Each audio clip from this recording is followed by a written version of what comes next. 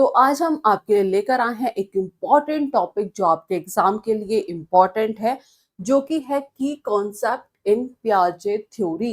तो क्या क्या की कॉन्सेप्ट है और जहां से क्वेश्चंस आपके एग्जाम्स में आते हैं, तो वो हम आज की क्लास में डिस्कस करेंगे। तो स्वागत है आप सभी का टॉपर्स टारगेट यूट्यूब चैनल पर। मैं उम्मीद करती हूँ आप सब अच्छे होंगे और आप सबकी तैयारी अच्छे से चल रही होगी।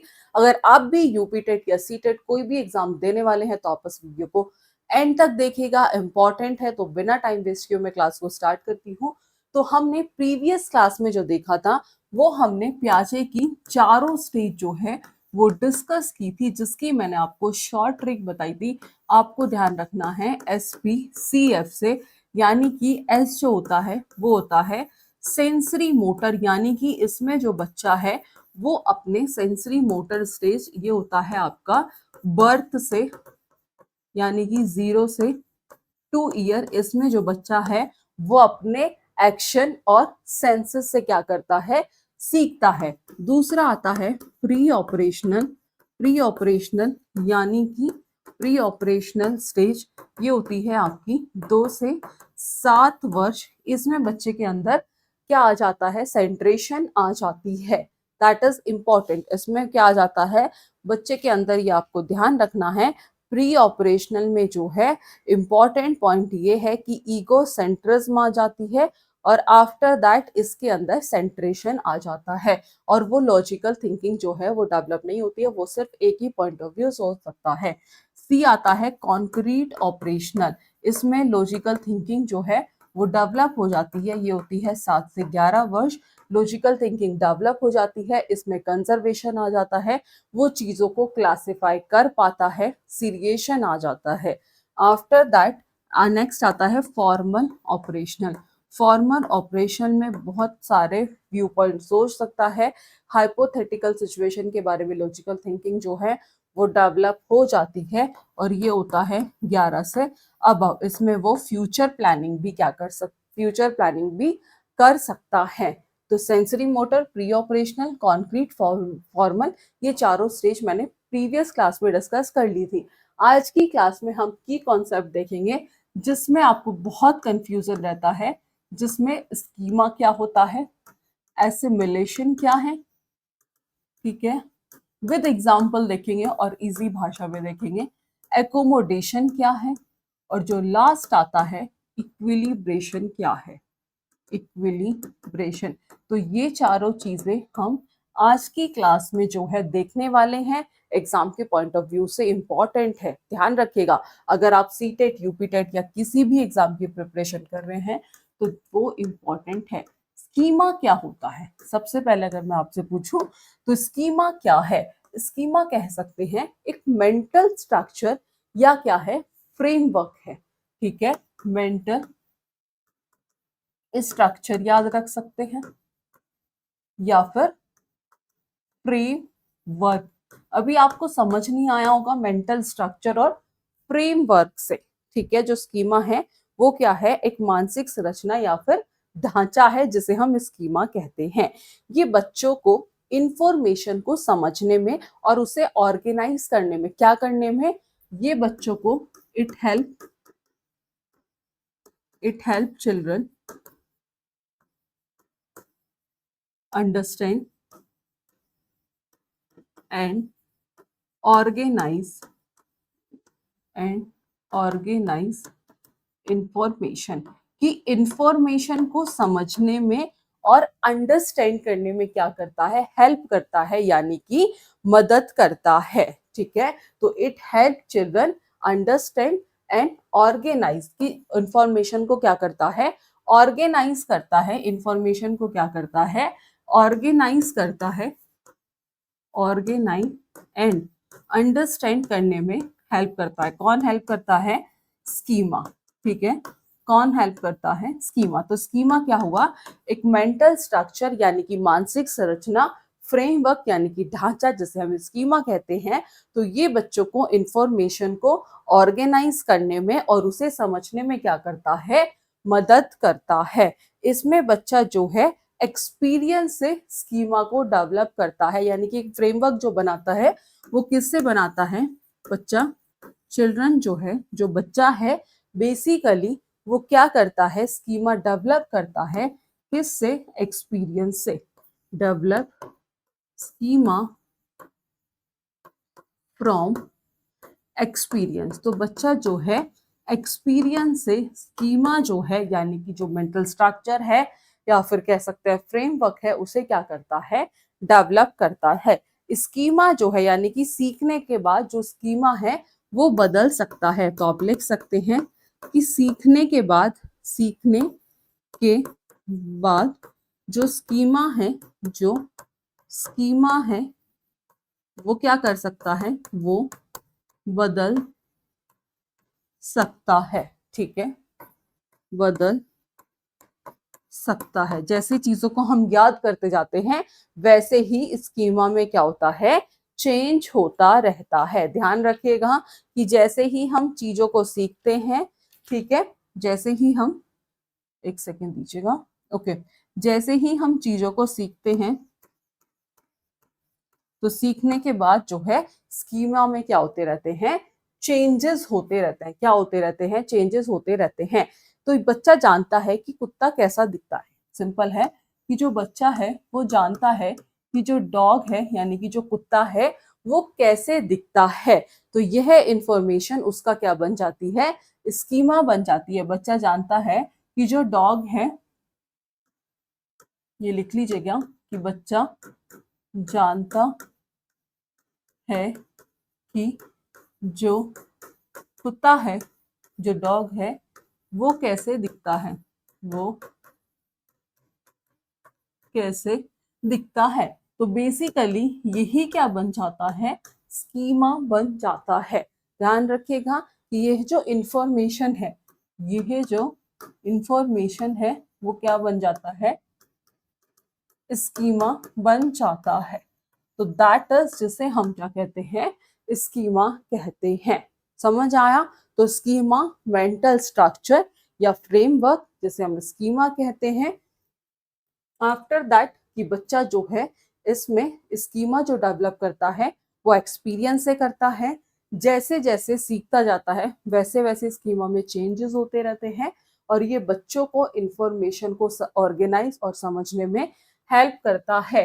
ठीक है, एग्जाम्पल हमने देख लिया है कि जो बच्चा जानता है कि जो कुत्ता है वो कैसा दिखता है और ये जो इंफॉर्मेशन है यही क्या बन जाता है, स्कीमा बन जाता है।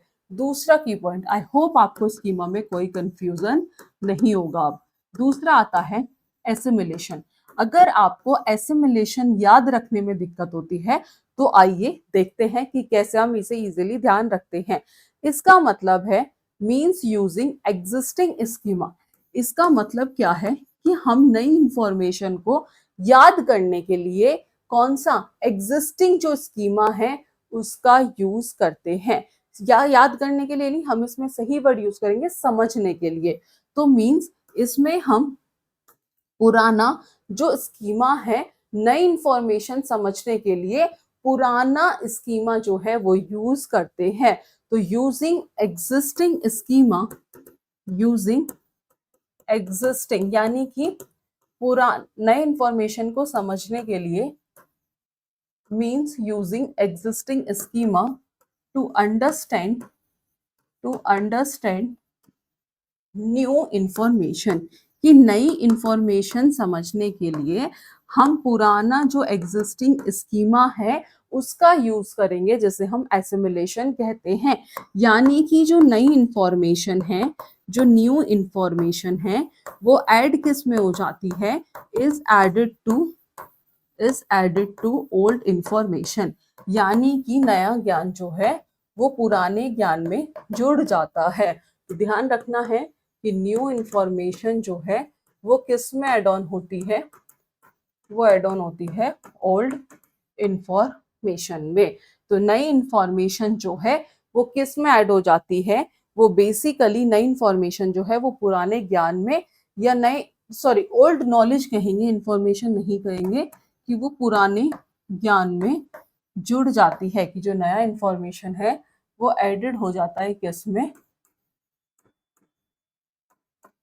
पुराने ज्ञान में। क्लियर है इतनी बात, एसिमुलेशन समझ आया कि जो नई इंफॉर्मेशन है वो पुराने ज्ञान में जुड़ जाती है। लेकिन ध्यान रखिएगा जो पुराना स्कीमा है वो चेंज नहीं होता है, ओल्ड स्कीमा जो है वो बदलता नहीं है।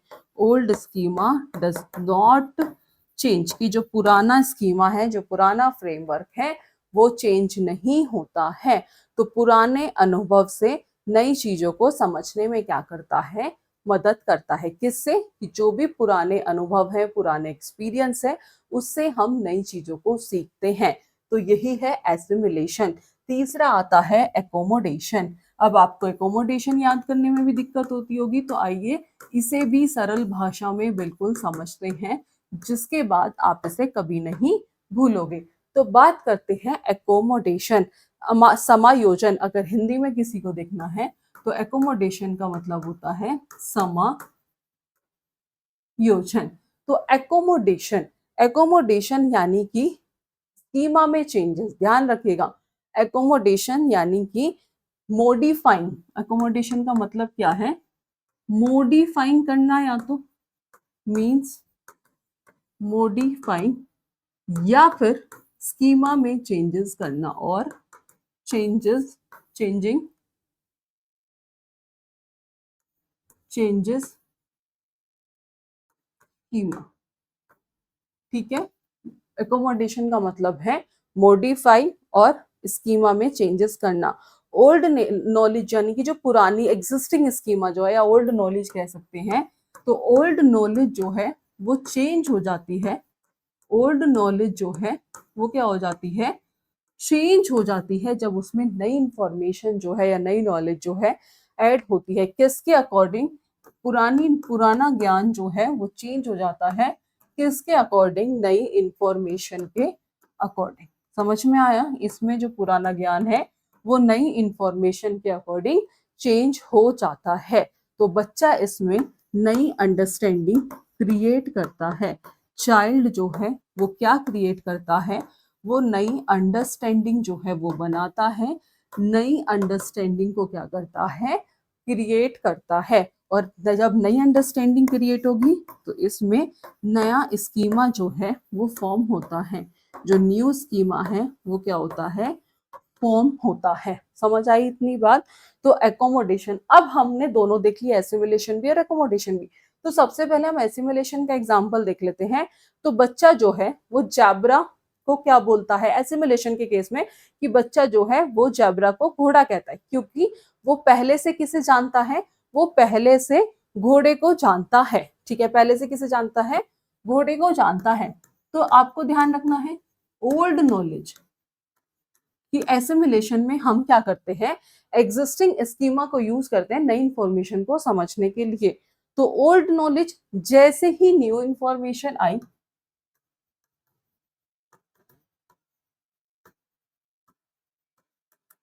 ठीक है, तो ओल्ड नॉलेज जिसमें हम एग्जिस्टिंग स्कीमा यूज कर रहे हैं, आफ्टर दैट किसे समझने के लिए, नई इंफॉर्मेशन समझने के लिए।